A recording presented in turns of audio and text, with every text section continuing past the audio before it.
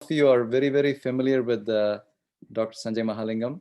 And let me spotlight you here. Okay, very good.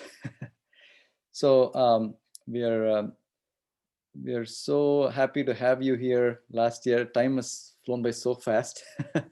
And a quick brief introduction to Dr. Sanjay Mahalingam.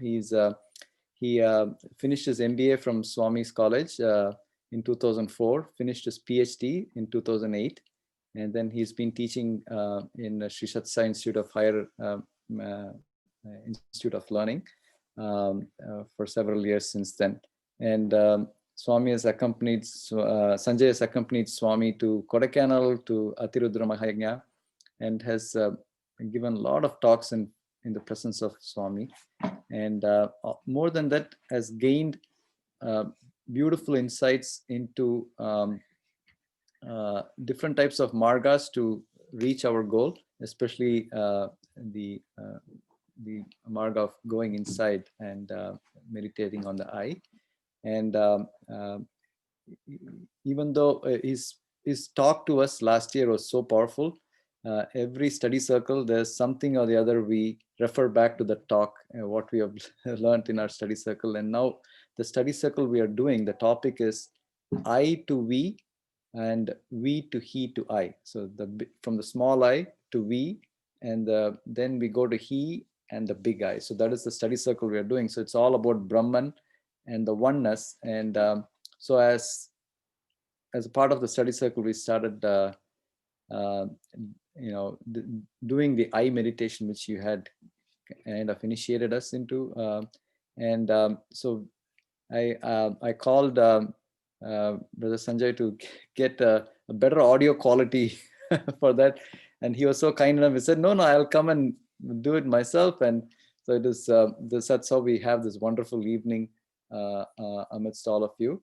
I'm going to hand over the session to Dr. Sanjay Mahalingam. Thank you again, Sanjay, for taking time. And we feel like this is a blessing from Swami and Saraswati Devi on Saraswati Puja Day. You're here to impart a wonderful knowledge for all of us. Thank you again, Sai Ram.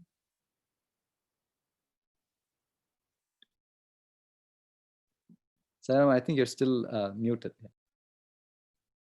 Thank you, Vijay. Is my voice clear, loud and clear? Yes, beautiful. Yes.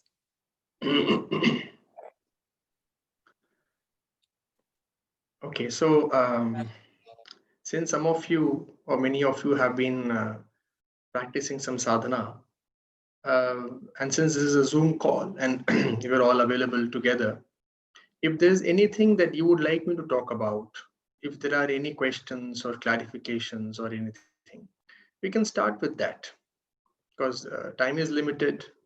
I can always say a few things, but if there's something that you would like me to talk about which matters to you, anything that matters to you, we can talk about that. So let me just invite anybody here who can, you can unmute yourself and you can basically let me know what is it that you would like me to talk about. So anybody, you don't have to, there is no reason to feel any kind of hesitation at all. This is just a very closed door gathering of one family. So, you can just freely unmute yourself and let me know. Is there anyone?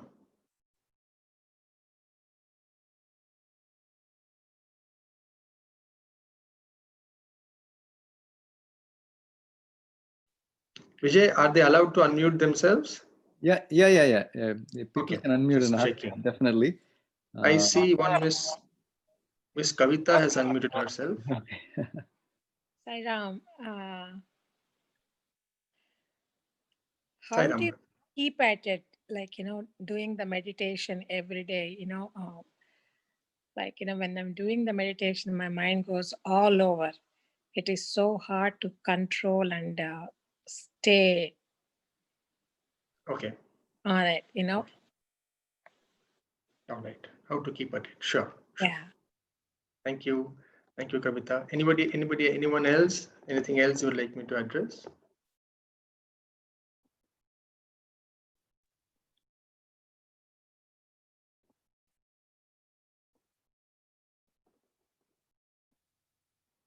Okay. So I will assume Sairam, that. Sairam, I have one question.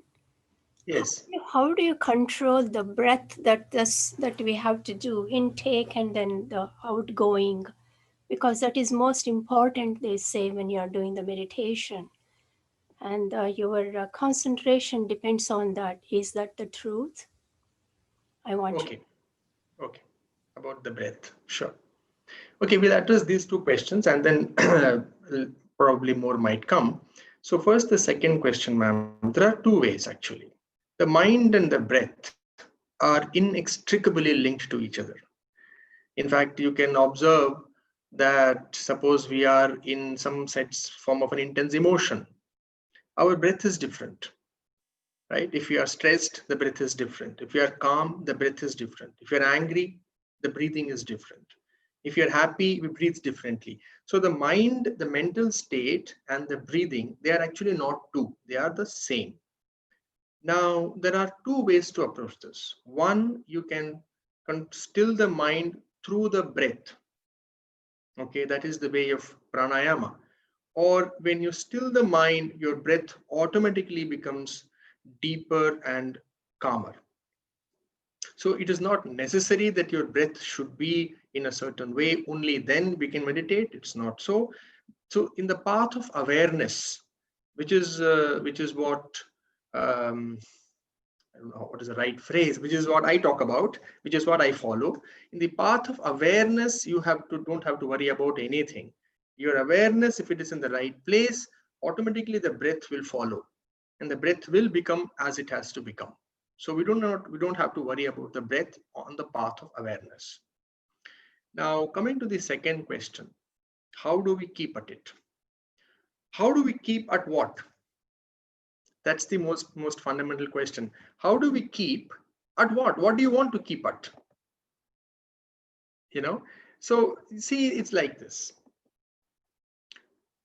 The problem is that all of us, our minds are so hardwired to accept duality as the way of life that there is always a two, and unless there is a two, the mind cannot function. So our minds are wired in such a way that always we only function in two. So you see, for example, oh, my mind is, I'm able to control my mind, or I'm not able to control my mind. Oh, this is spiritual, this is not spiritual. Vice, virtue, high, low, good, bad, pure, impure. And that leads to other things. I am ready, I am not ready.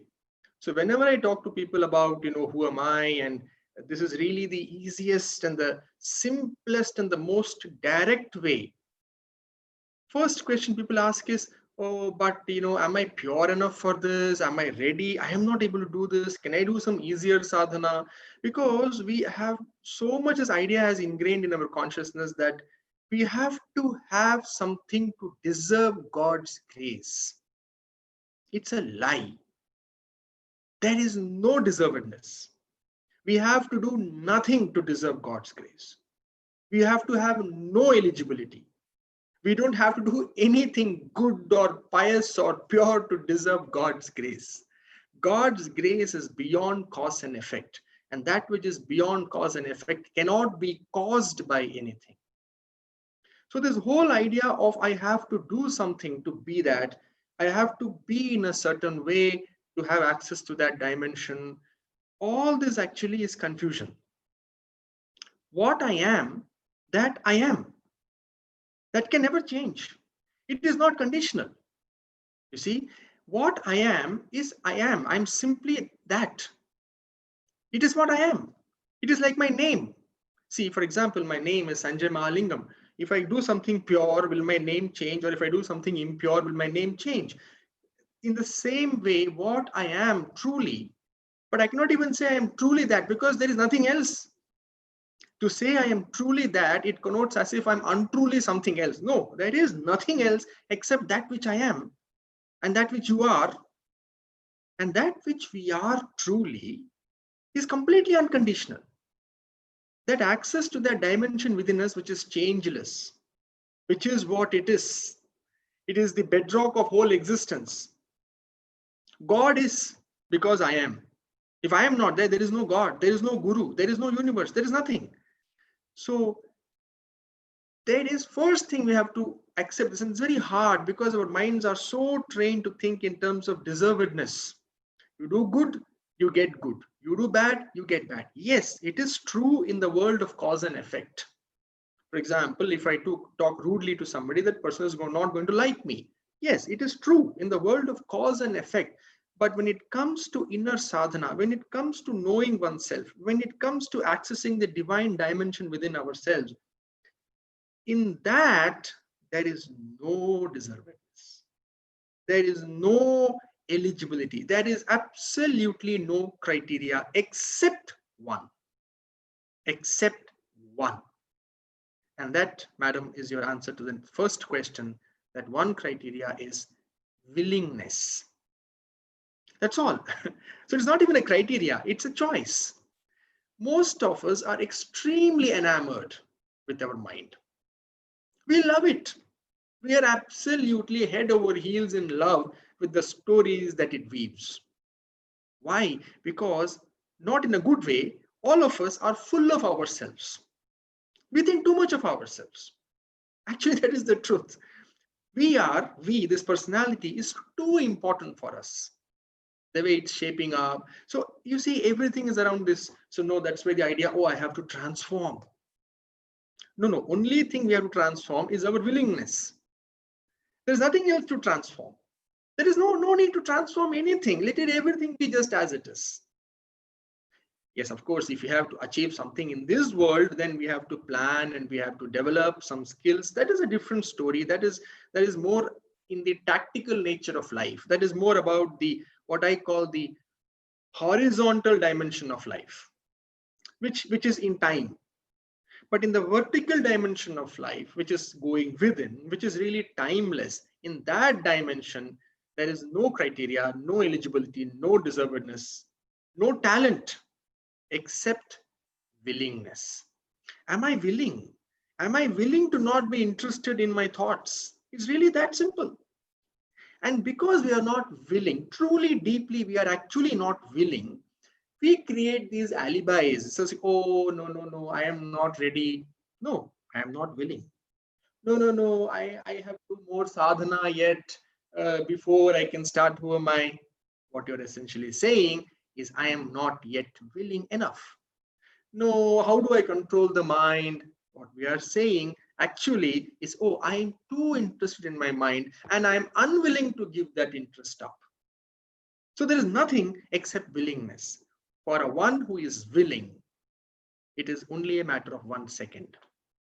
There is no time. This is not a sadhana that needs tremendous practice. Practice is required to mature our willingness. To bring maturity to our willingness, we think practice is required. Truly speaking, for the one who is completely willing to dissolve this within this, nothing is required except willing. Let nobody ever tell you, let nobody fool you into believing that, that I lack something and I have to get something before I can realize my divine nature. Absolutely not. This is the only thing in the universe which does not need any maintenance, does not need any talent, it does not need any special faculty. The only thing, see, every relationship also has to be maintained. Some maintenance is required. Husband, wife, some maintenance is required. Mother, son, even a mother and son, some little maintenance is required. For 10,000 years, if we turn our face away from God, and by God I mean what is inside, and after 10,000 years, if we turn towards God, He will still be equally available. This relationship, it's not really a relationship because there is no two, but if we have to put it that way, this relationship needs no maintenance. No maintenance. 10,000 years we can be, look away. We turn around, He's still there. Why He is still there? Because it is what it is. It is what I am. Where can I go? Where can we go away from ourselves? So this realization, let me just spend a minute talking about realization. See, all knowledge, all wisdom, all concepts, all beliefs, is actually acquired from outside. It is an addition. It is an add-on. But realization is not an add-on. It is a subtraction. It is a removal of that which is not. Then what is anyway there. Yes. So most of the sadhana that we think is what we want to do is actually some form of add-on. And these additions, initially they may look like interesting, but truly they actually take us away from our divine consciousness. What is required is for us to remove, not to add, but to remove, and go on removing. And finally, what is left is what it is. Nothing can be said about it. Nothing can be spoken about it, because it is a state of complete dissolution. And how do we go about it? It's really simple. It is so simple, and that is the problem, that it is so simple.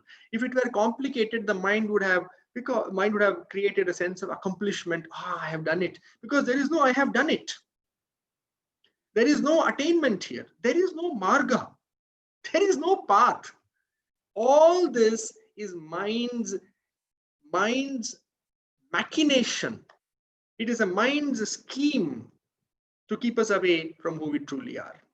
Oh, no, time, wait, you have to do sadhana for 7 years. Then only meditation matures.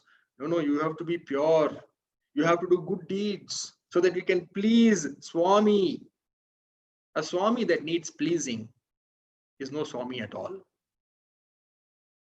A God that needs pleasing, that I have to buy his love with my good deeds.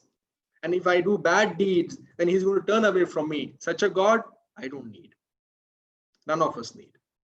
God's love is absolutely unconditional and non-negotiable, because it is not different from who we are. And what can we be other than who we are? So it is so simple, and that is why it is so confusing for the mind. It's really simple. Who am I? It's really simple. But you see, we ask these questions, but how do I keep at it? Why my mind is going here and there? Let it go. Let it go. We can always come back. See, in this moment, right now, in this moment, tell me, do I not have an absolute choice to turn away from my mind and to stay with this question, who am I? Can anything come in the way of that choice? Nothing, except my willingness to do so. I am so much in love with my mind, so much in love with my life and my story. So, what can anybody do? What can God do? And what does anybody need to do also? You see, another thing is, we are actually divine. We don't have to be any certain way. There is no need to be spiritual unless we feel the need to. It's totally all right to be interested in the mind. That is another thing. You see, we think, oh, I have to be spiritual because that's the only way to be. No, it is not necessary. We are all divine beings. We can enjoy this drama of Maya, this color of this universe, as long as we want to. As long as we want to, the way we want to. We are all free beings, absolutely free. So we can do it anytime, no problem. Whenever we are willing, we turn around, we simply ask this question, who am I? And when I say who am I, it is not a dialogue. It is not a contemplation. It is not even a meditation. It is very important to understand that it is not a process of cogitation where I am thinking, oh, so who am I? Oh, so this is this. Oh, no, it's not like that. It's not a dialogue. Okay, it is not. I'm not talking to myself. It is straight.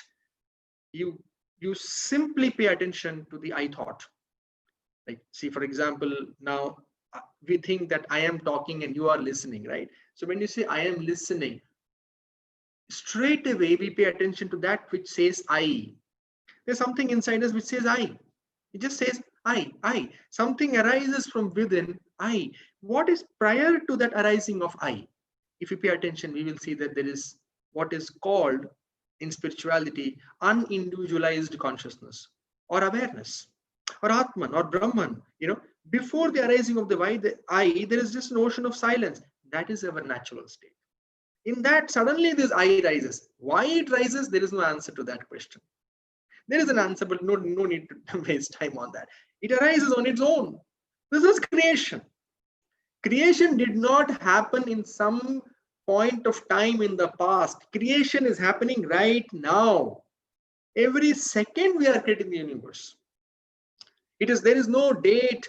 There is a physical date. Probably scientists are struggling 5 billion years, 6 billion years, something like that, to put a date to the observable universe. But that is a different physical dimension. Universe, as we know, as we perceive, is created every instant. It is also dissolved every instant. In this moment, there is a choice. Whenever the mind is getting, or we are identifying with thought, we can always come back and then say, to whom do I get this thought? I mean, who gets this thought? The answer is, I get this thought. Who am I? Who am I? That's all. That's all it is. As simple as that. And then when we pay attention to the I, there is no I. That's the beauty of it. The more we look for the I, the more we will know that it is not there. The more we will know it is not there. You see, there is a very famous example in scriptures that when there is a rope on the ground and there is no light in the darkness, we mistake the rope to be a snake. It has happened to me, especially in Patti, but there are so many snakes. And you're walking on the road and there is no light. Suddenly there is a rope and oh, it's a snake. But nothing can be done about it. Does the rope have to transform? No, it doesn't have. You just have to put light on it. And then it becomes clear that there is no snake. The more attention we pay to the rope, the more clear it becomes that there is no snake. Oh, the rope is not moving. Oh, then it is, oh, then we put more light. So similarly, the more we look for the I, we will realize there is no I. There is no I. And when there is no I, there is no you. Okay. But these are all mental. These are all just talk. This is all just words. What we really need is experience. Not even experience actually, but to start with, yes. Simply we have to pay attention to the I. The I. The moment we pay attention, little bit. It is not something that needs time and practice. Time and practice, as I said, is required only for the maturing of our willingness. That's all. Actually, the sadhana is timeless. Timeless means it needs no time at all. We recognize our divine nature without time, timelessly, because only the mind exists in time. The reality of who we are is always timeless. So before even we can snap our finger, we can know who we are. If we simply pay attention to that I thought, immediately the I thought simply dissolves and we are just that. Nothing can be said about it. Because to say, again, the I has to arise. It is just what it is. The one practical tip for this sadhana is one need not worry about anything. One need not worry about the mind going here and there because let it go. It is what it is. Always we should stay in this place. It is what it is, and I am what I am. Just remember this phrase. It is what it is, and I am what I am. That is all. Right? So the mind can do whatever it wants. Really, it is what it is. So the thing is, this whole idea that the mind has to be controlled for us to know ourselves is a root cause of the problem. There is no need to do anything with the mind. No need to still it. No need to control it. 2006 in Kodaikanal, when I asked Swami, how do we control the mind? The exact same question that was asked today. Swami said, mind. What mind? Where is the mind? Show me the mind and I will tell you how to control it. Then Swami said, there is nothing like mind. There is only God. Later on in my years of sadhana, I have come to realize this, that mind is ourselves when attention is not paid. Mind arises, the root of the mind is lack of attention to ourselves. That is all there is mind. Like shadow comes when we face the wrong direction. When we look at the sun, when we look away from the sun, the shadow is in front of us. What can you do about the shadow? Nothing really can be done. You can only turn around. The shadow is no more in your perception. In the same way, nothing can be done about the mind. It cannot be controlled or stilled because it is not there to still. It doesn't even exist. When we pay attention to I, the mind is not there. So there's no need to worry about the mind, about emotions, about this or that, because everything is, remember, as it is. And I am as I am. Or how Swami used to say, I am I. Nenu nene. Everything is what it is, and I am what I am. Of course, when we go deeper into I am what I am, then What is also begins to change because we start vibrating at a higher frequency on our own, but we don't have to worry about it. We don't have to change a thing about ourselves. We don't have to change a thing about the mind. We don't have to change a thing about this universe. Nothing needs to be changed about anything. I know it sounds radical because we are so trained to think of this as a step-by-step process. Like once I do this, then this will happen. My mind will become still. Then I will know myself. Then this. There is no such process. This idea of a process is mind's ruse. It's a mind's excuse to somehow keep us trapped in the mind. There is no such thing. There is only what we are, and there is only what it is. So everything is what it is, and I am what I am. And in that space, we can find that ocean of peace, which all of us are, trying to settle down into, which is eluding us. That is the easiest sadhana that I know of. That's the only sadhana I practice. So I am sure there are other ways. In no way I am invalidating anything that you are doing. Let me make that very clear. If you are doing some other form of sadhana and you are approaching life and spiritualities from some other outlook, and if it is working for you, please go ahead. In no way am I suggesting that this is the only way and every other way is somehow invalid or not good enough. No, there is no such thing, because it is just a game we are playing, and we can really choose to play the way we want to play because we are the masters of this game. There is nobody else. Okay, so if you are doing something else, it's working for you, by all means, you may. But I can only talk about that which I know, that which I practice, and that which works for me. Okay, I'm sure there are other ways of looking at things, but to me, this is the only way I can see things. So there are some questions in the chat box. Oh, okay. 8 will take some time, and that will be a separate session in itself. So probably we can plan for another day if you want. And also 8 has more practice of it has been done by my wife, Dr. Supriya. I am not very much, of course I know it and I've done it, but it is not what I primarily use to disidentify. But she uses 8 and has worked wonders for her. So maybe we can plan another session some other time. If a lot of you are interested in 8, then maybe Supriya can talk to you online. So any other questions or clarifications? Sanjay, it's Vijay here. So one thing which happens is you're taking time away from something in your routine life, and you want to sit down and just at least focus your eye. But I know you have told me when I met you in Parthi last year, you can do it anytime, even at work. You just stop for 1 minute and just go in and do that.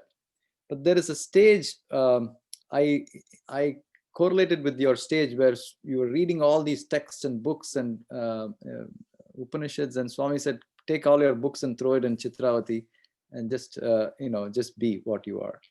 And I feel that little miserable state where I'm not enjoying the worldly things. When I'm enjoying the worldly things, there is a little bit of guilt that I'm not focusing on my sadhana or I.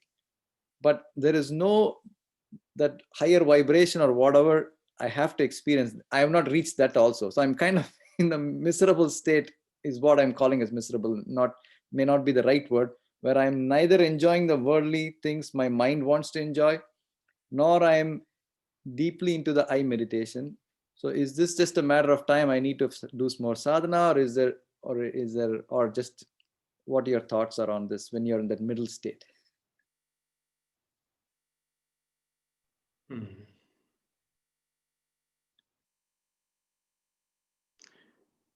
See, again, yeah, I did undergo a certain form of a journey, but it is not necessary that all of us also have to undergo the same journey. Okay, maybe you already have undergone that journey, so maybe you're simply ready to listen to this and just become free instantly. So it is not necessary that it has to be that way, that somebody has to first read a lot, then become miserable, and then finally leave all that and then finally get it. It is not necessary. It is just one journey. It is just the way one wave moved on the ocean. Doesn't all the waves don't have to move that way. Now the question to your answer is, see Vijay, this is the classic way of the mind. Because you see, we will not believe. It is so difficult for us to believe that there is no way I have to be. That there is nothing wrong in being worldly. There is no such thing as worldly. It is what it is. See, it is like this. It is so stupid, like for one wave to say that, see, this is the way you should be. And other waves, oh my God, when will I become like you? Nobody is becoming like anybody. Within a few minutes, both the waves will subside in the ocean. And in the beginning, when there was no wave at all. So this idea is so ingrained into us, and the fault of this is actually spirituality or misinterpreted spirituality. Is that, oh, there is a worldly and there is a spiritual. There is no such thing. There is no such thing. You see, both are actually only this idea that I have to get somewhere. Spirituality is actually equally worldly, and worldly is equally spirituality. In both, what is actually happening is we are not comfortable with what we are. We somehow want to be different. And that is why this whole idea of spirituality came up. Enlightenment as an attainment. Enlightenment is not an attainment. It's a dissolution of all need to attain. But then we'll make that also an attainment. Oh, I have to get enlightened. But there is no such thing. So now question is, basically, how do we get peace of mind? We get peace of mind by in this moment. By getting rid of all these ideas that, oh, I am worldly and I have to become spiritual. Oh, I am spiritual. How do I become more spiritual? Oh, how do I vibrate at a higher frequency? See, all these ideas and concepts and thoughts, what is it hiding from us? The immensity of this moment as it is. We think something has to be added to this moment so that the next moment can become better than this moment. This is at the fundamental root of all our aspirations. We call it worldly and spiritual aspirations. It is ultimately an aspiration.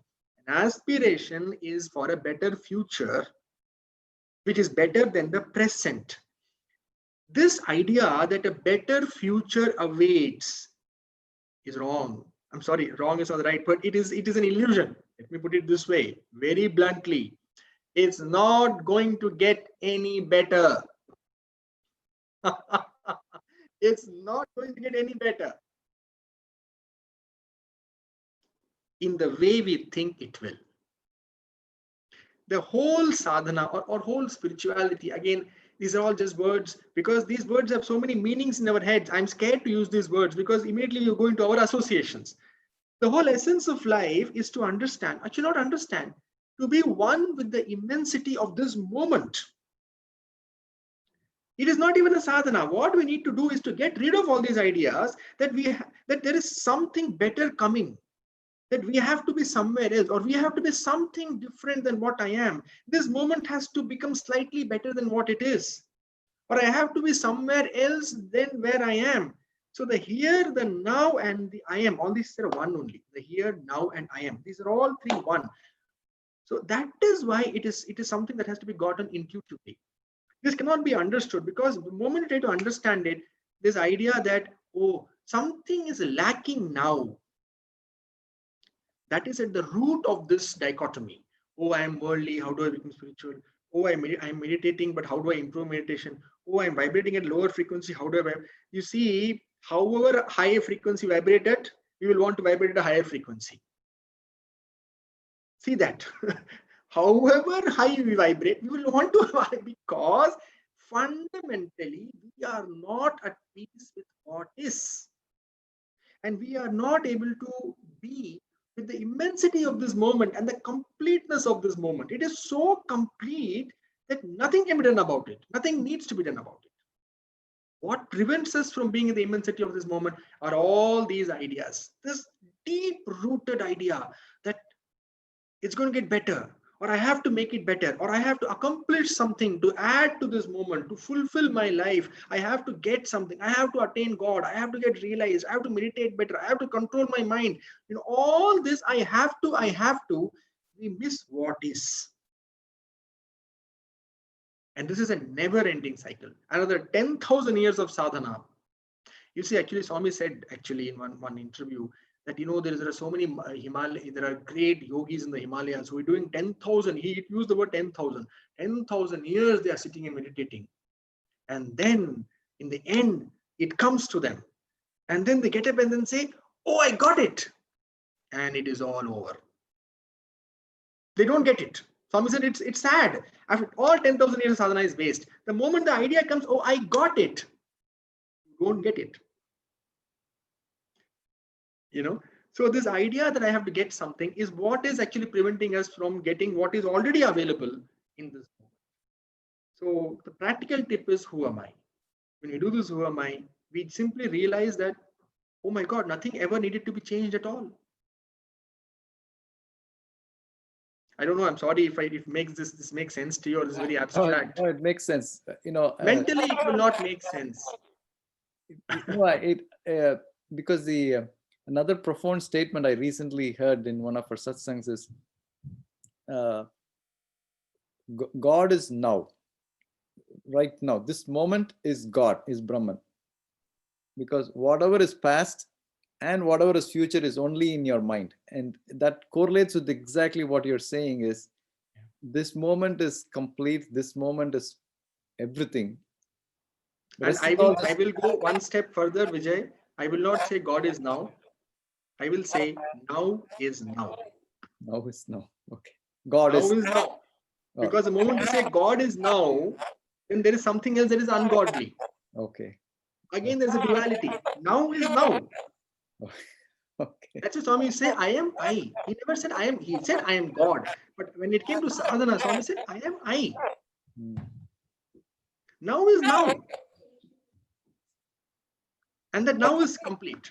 Now is complete. So I am itself a complete statement. Absolutely. That is the thing. Yeah. I am God is actually very problematic. Oh. Because then if I am God, what is God? Again, it goes here. I am. That's it. That's it. That statement, that's the most complete statement, probably. Most complete. Exactly. Exactly. Thank you. It is as complete as statements can be. Okay.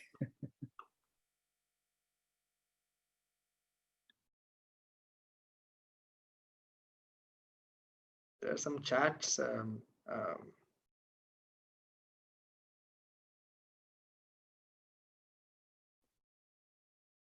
Yes. Yes, Miss Dani, yes. Okay. She has sent me privately a chat. The answer to your thing is yes, absolutely. Wonderful.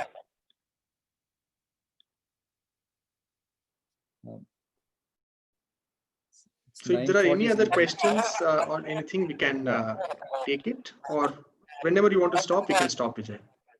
Yeah, I think it's 9:40, so some people might want to, can we do one session of eye meditation, or what do you think?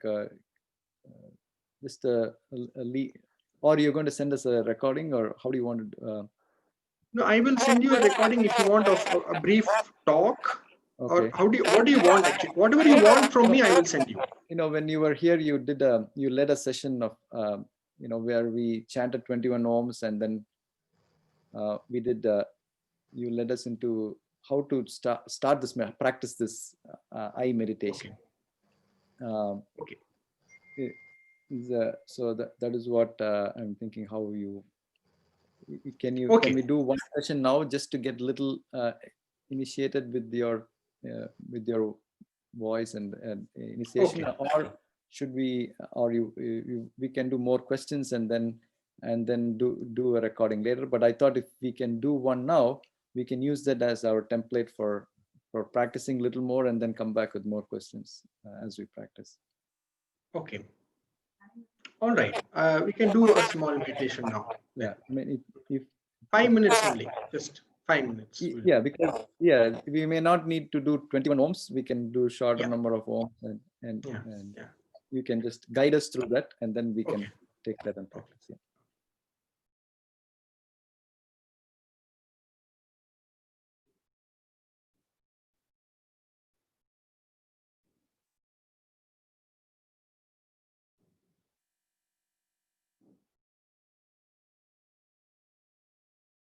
Okay, we will do one thing. We will do just we will do seven Omkarams, and then we will I will guide you through a 3 or 4 minute process. It's really not a process. I'll be just speaking and you can just stay with my words. Yeah, when we do this Omkaram, you don't have to again, just relax. Don't worry about what's happening. Don't worry about, oh, my Omkaram, my mind is going here and there. Nothing. Just stay with the sound. Just chant at a Shruti that is comfortable to you, and just simply stay with it. Okay, nothing needs to be done. And in this process, in this meditation, we need to get that there is no success or failure. It's a game. It's simply a game. We are what we are. Meditation, no meditation. Vibration, no vibration. We are what we are. Okay, so there is nothing to be got out of this. There's nothing to be achieved. There is nowhere to reach. So utterly be relaxed. Let there be no stress of attainment or making something happen. All these things, which is so ingrained in us, is what actually stops us from actually attaining. This need to attain, this is so ironic and paradoxical. It is so counterintuitive that the need to attain is the one that comes in the way of attaining. So there's nothing to really do. So just relax and just sit comfortably erect. Okay. Just don't crouch and don't let your shoulders fall. But that doesn't mean you have to sit like nothing like that. Just relax. Try to keep your back comfortably straight.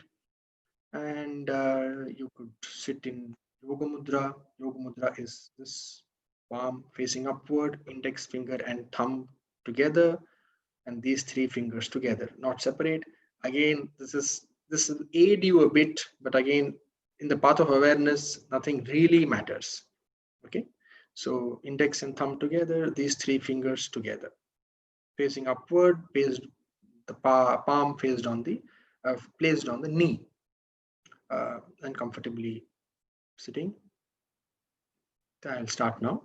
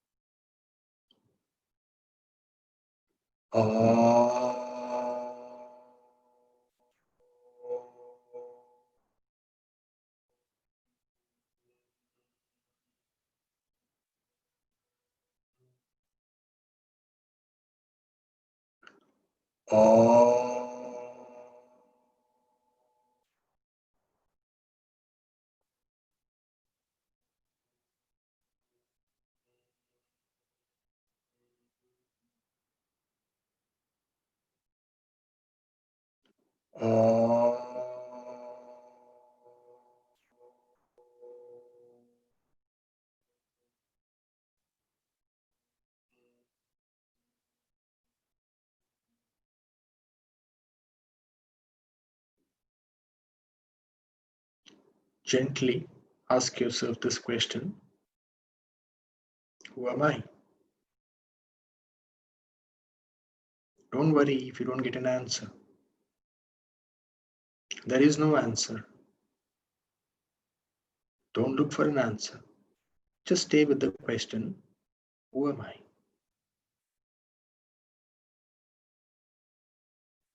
Something arises inside which says I. I.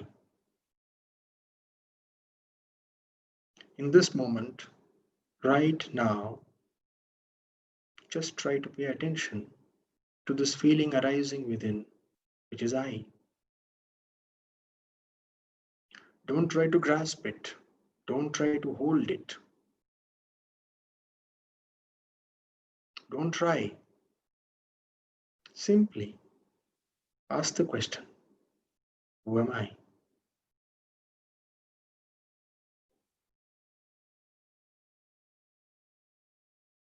Don't try to hold the I. There is nothing to hold, nothing to grasp, nothing to get, nothing to understand, and nothing to realize. Simply, gently pay attention to the I. If you're not able to pay attention, ask the question, who is not able to pay attention? And the answer will be, I am not able to pay attention. Then who am I? The mind is going here and there. Let it go. The moment you realize that the mind is going here and there, ask yourself the question, whose mind? My mind. Who am I? Don't look for an answer. Don't try to hold. Don't try to grasp. If the thought comes, I am failing at this, immediately ask the question, who is failing? I am. Who am I? Oh, this is so wonderful and blissful. Don't stop there. Who is experiencing this bliss? I am. Who am I? I can't see anything. There is just darkness. Who is seeing this darkness? I am. Who am I?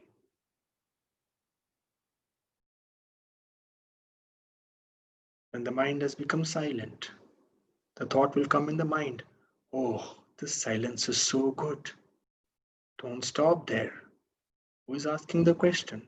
Who is experiencing the silence? I am. Who am I? Don't make this a task. This is not a task to be accomplished. This is not a journey to be completed. It is simply what it is. Who am I?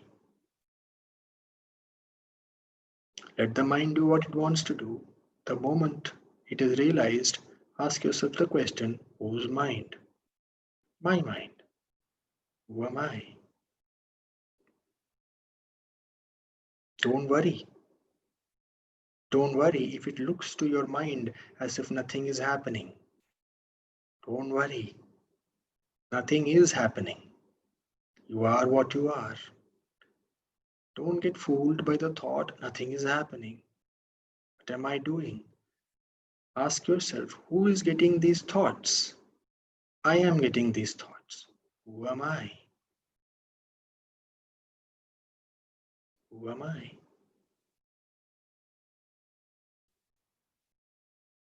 Ignore all thoughts. Ignore all doubts. Ignore all confusion. Ignore all ideas of success and failure. Ignore all ideas of meditation. Ignore all ideas of peace. There is no such thing. There is only that which I am. Who am I? Who am I?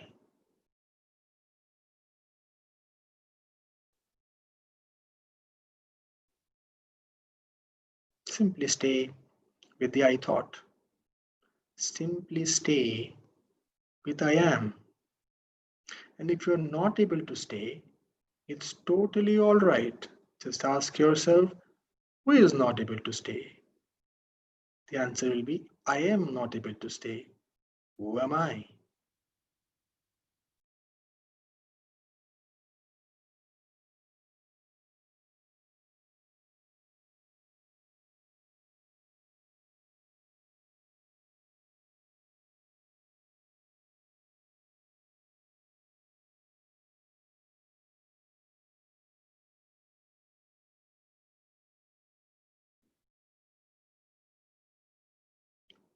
Gradually, slowly open your eyes and try to remain in that state of silence. Even with open eyes, continue gently being aware of the question, who am I? Try to practice this. Even when the eyes is open, some part of you should still be asking the question, who am I? Again, when I say asking the question, who am I? What I am saying is you are staying with the thought within you, which arises automatically, and that thought is I. So we say I. So the question really is can we just pay attention to that thought? Even as we are carrying on with our daily activities with eyes open, now and then, can we just gently turn our attention and become aware of this I-ness which is reverberating within us?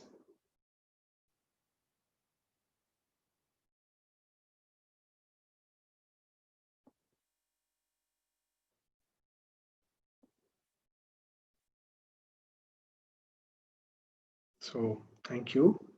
Any questions or so Vijay, how do we go ahead? If anybody has any questions right now, I think about the session we just had, it'll be a good time to clarify. I think we have a couple more minutes. Sairam Vijay, can I Yes. ask? Sairam Srini. I heard this is where exactly Ramana Maharshi followed. He said, wanting something, doing something, people try to be happy. And he said, inner dweller hate action. He doesn't need to do anything to be himself. So what I try to do from this class, there is a certain subtle vibration within me. I try to focus who is listening this vibration. That's because there is a vibration you can in a so much very subtle vibration you can feel in your head, and try to use this technique. Who is listening this vibration?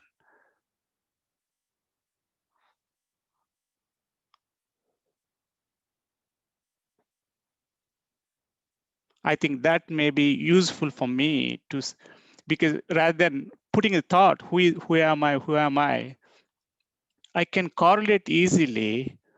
There is some sort of vibration within head, and I can, very audible vibration, I can feel that vibration, very subtle, and I can ask who is listening this vibration.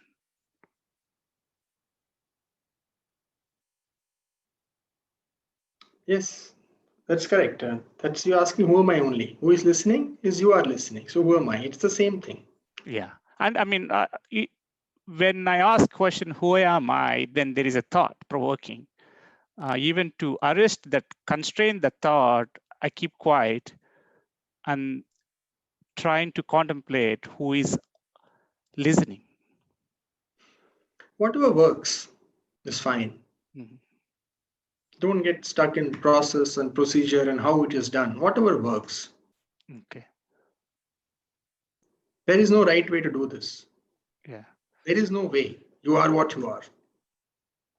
So whatever works is fine. You know, they say we always think we have to do something to attain something. That's the problem. And you saying that give up everything doing, then automatically you are that. So we cannot give up doing. We can give up this idea. I mean to say, yeah. Doing gets us something. Doing gets us something. Doing gets us many things. Doing gets us everything, but not ourselves. Not self-realization. That we cannot come through doing. But everything else comes from only doing. But not this. This is self-existent. Anybody else? Any other questions? Thank you, Mr. Srini. Sairam, Dr. Mahalingam, this is Amrit here. I had asked you about the question about the breathing before. Is this the same thing as, because you said every moment is created and dissolved as it is simultaneously, just to live with the present. So this is the same as Swami says, live in the present? Is it the same? All sadhana is only living in the present. But see, living in the present is again misunderstood. We are living in the present only, no? Can you give me an example of living in the past or the future? Miss Amrit? Give me an example of living in the past or living in the future. Just an example. The thought process always goes back and forth. Right, got it, yes. And so now if you think of the past, Yes. you are in the past, right? Yes. And when does this thought of the past occur? It's happening now. I mean, what happens? That's it. Does the thought of the past occur in the past? No. The thought of the past occurs in the present. Yes. When does the worry about the future happen? Same thing. Now. So we are all living in the now only. Nobody has ever lived ever in the past or the future. Everybody is already living in the now. So then what is the meaning of living in the now? Living in the now means deepening our experience of the now.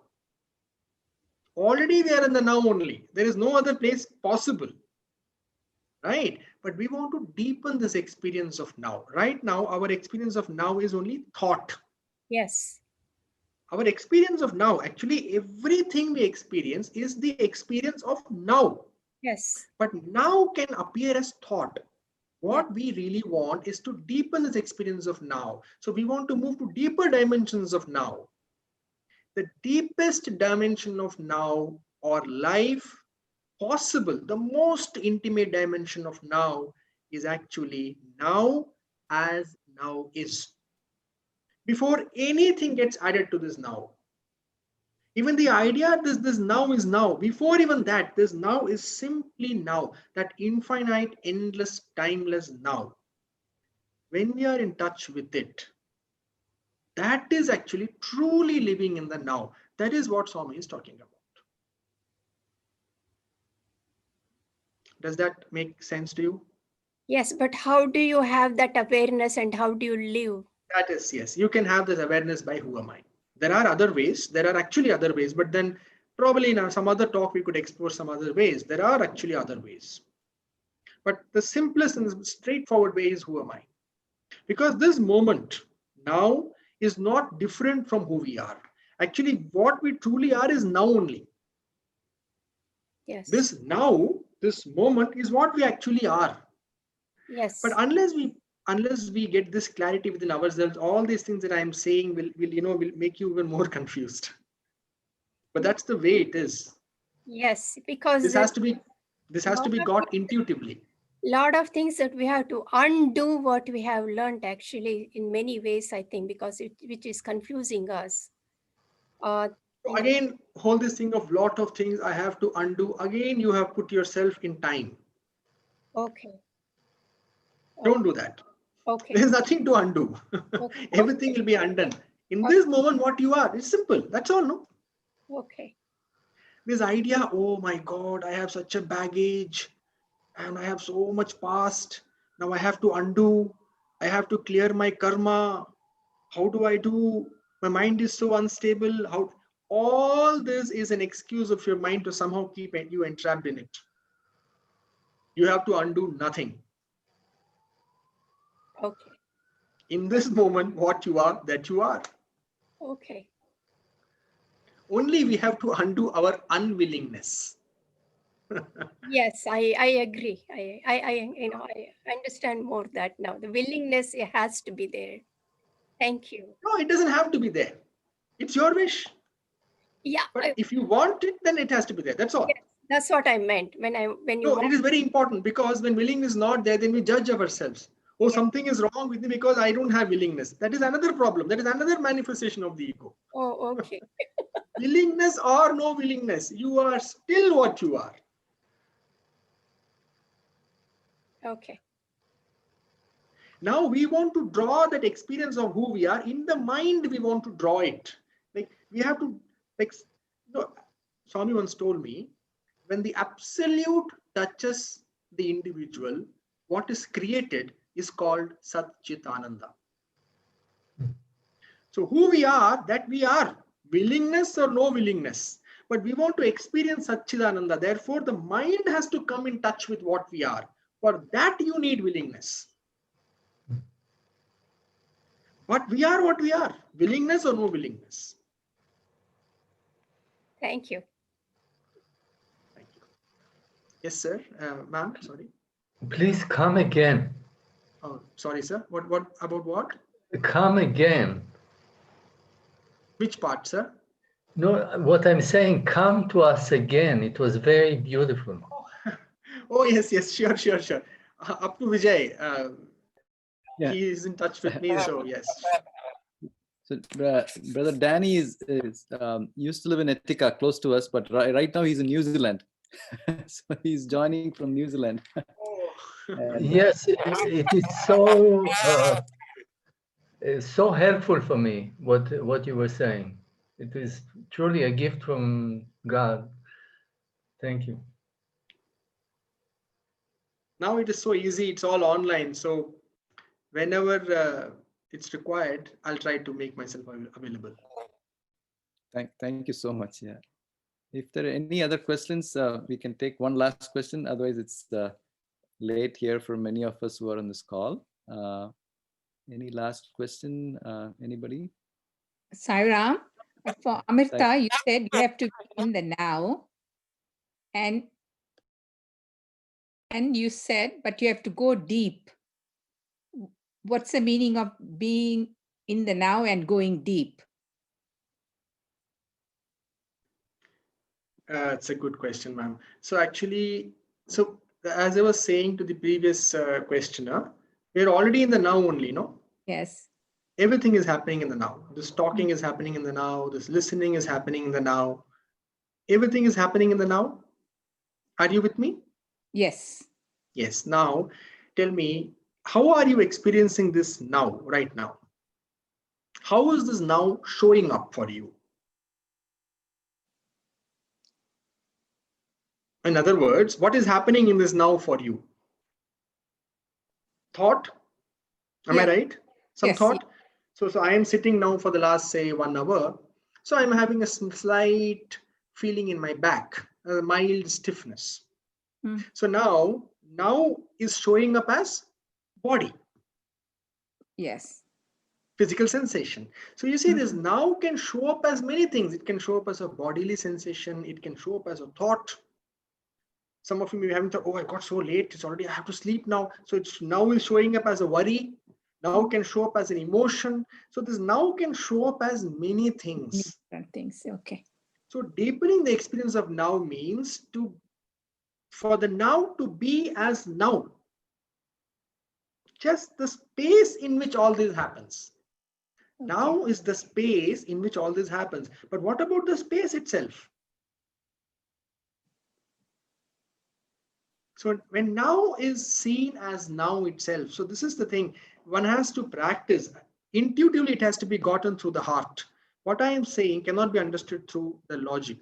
It has to be understood through the heart. In the now, all this is there, but truly what is this now?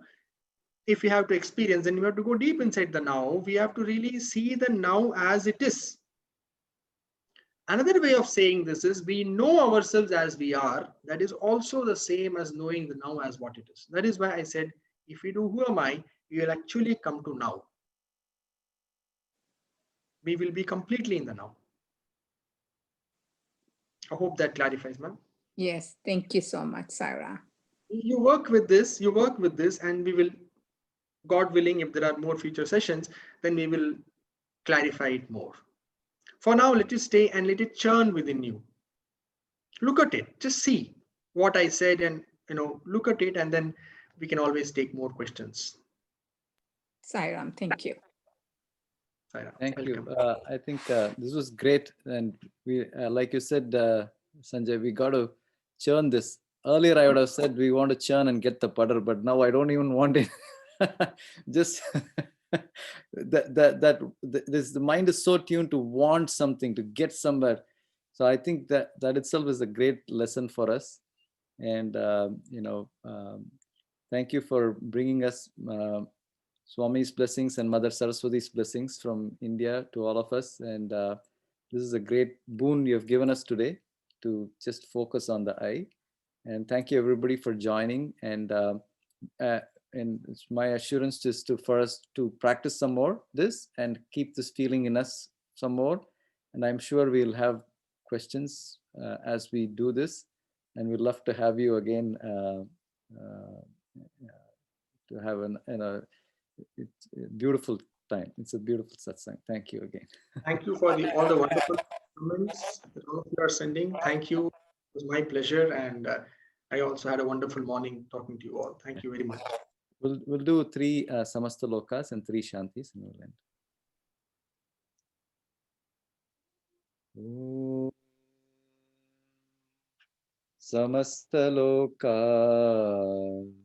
Sukhino Bhavantu. Samasta Loka Sukhino Bhavantu. Samasta Loka Sukhino Bhavantu.